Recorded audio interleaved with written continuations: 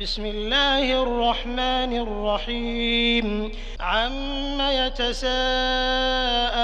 عن النبأ العظيم الذي هم فيه مختلفون كلا سيعلمون ثم كلا سيعلمون ألم نجعل الأرض مهادا والجبال أوتادا وخلقناكم أزواجا وجعلنا نومكم سباتا وجعلنا الليل لباسا وجعلنا النهار معاشا وبنينا فوقكم سبعا شدادا وجعلنا سراجا وهاجا وأنزلنا من المعصرات ماء ثجاجا لنخرج به حبا ونباتا وجنات ألفافا إن يوم الفصل كان ميقاتا يوم ينفخ في الصور فتأتون أفواجا وفتحت السماء فكانت أبوابا وسيرت الجبال فكانت سرابا إن جهنم كانت مرصادا للطاغين مآبا لابثين فيها أحقابا لا يذوقون فيها بردا ولا شرابا إلا حميما وغساقا جزاء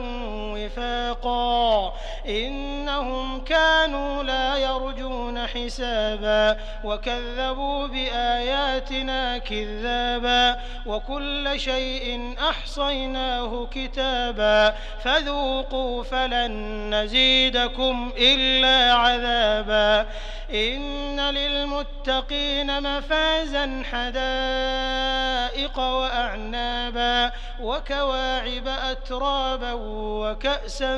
دهاقا لا يسمعون فيها لغوا ولا كذابا جزاء من ربك عطاء حسابا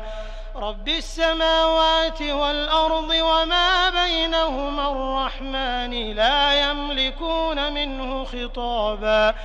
يوم يقوم الروح والملائكة صفا لا يتكلمون إلا من أذن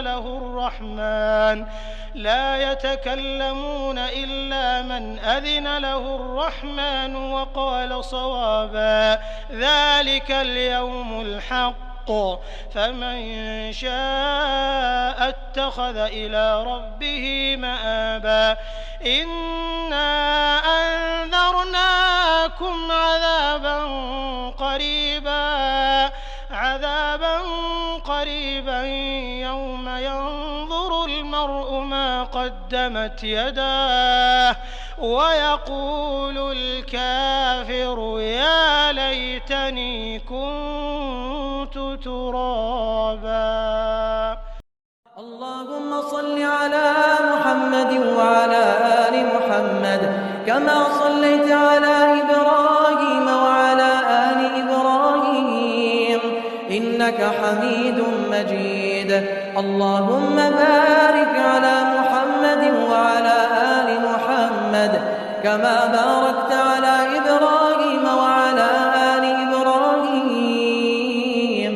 إنك حميد مجيد.